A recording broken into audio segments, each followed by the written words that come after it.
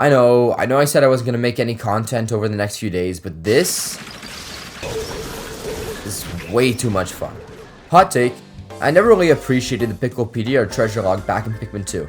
And even when it was reintroduced in Pikmin 3 Deluxe, I didn't really care. Growing up, I wasn't much of a reader, so I really just saw it as a digital photo album. But 6-year-old me would spend hours throwing pick carrots at the Empress Ballblacks. That's what made this feature somewhat special to me, and is probably the reason why I still don't care about the one in Pikmin 3. It's just bland. Somebody kill me!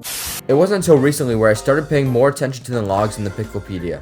After reading them a few times, I can gladly say this feature has become one of my favorite additions to the series. Each capsule has some very interesting things to say about the enemies and treasures. As someone who lives in Canada, I especially like this entry from Olimar, and I love how Louis treats the Piklopedia as a cookbook. It's very fitting for his character. Pikmin 3's is quite interesting too. For each enemy, Alf takes the approach of an engineer, Brittany talks about how attractive they are, Charlie teaches us how to fight them, Louis once again talks about cooking and eating them, and Olimar gives us a brief biology lesson. Needless to say, the Piklopedia and treasure logs give us a lot of information about our beloved characters in the Pikmin planet, and honestly, I think it teaches us more about the in-game world than the main stories ever did. Pikmin 4 brings back the Piklopedia in its full glory, and somehow made it even better. Since we have a silent protagonist in this game, instead of us, the player, writing notes, the Piklopedia is narrated by an animal enthusiast and treasure log by a treasure appraiser respectively. But if you take a look at the bottom, you can see that there's room for other slots. Perhaps as we progress throughout the game, we'll get other characters' perspectives on the enemies and treasures, maybe Shepard or Colin's notes, or maybe even Olimar and Louis too. The treasure log is generally the same, except it's sorted by collections this time.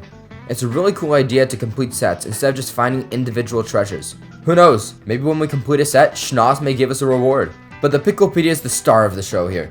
Not only can we see and read about the enemies we fought, but we also have access to much more information about them. How many we've defeated, Pikmin casualties, scientific name, and sparkling value are just few of the many stats the Piklopedia shows us. But this is hands down the best feature added to the Piklopedia. This thing works as a battle simulator. We can 1v1 any enemy we've fought in the past. This is an amazing way to practice against certain difficult enemies to get used to their attack patterns. And to make things even better, we have a whole arsenal of weapons to use at any point in time. If you're anything like me, you're probably garbage at every single game you touch. No need to worry, because you don't even have to fight.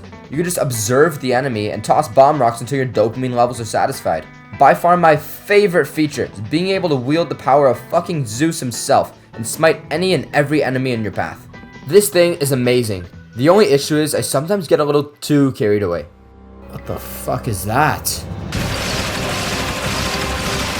No! God, please, no! No! No! No!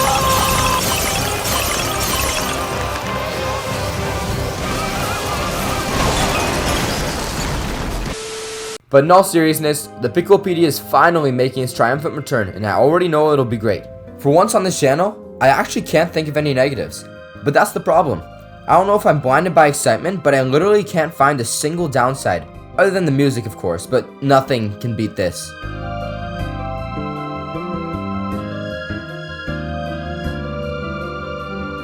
As I continue to play Pikmin 4 and discover new creatures, I keep finding myself running back to Damos so I can bully every single enemy who made me suffer during my playthrough. This thing is just way too much fun.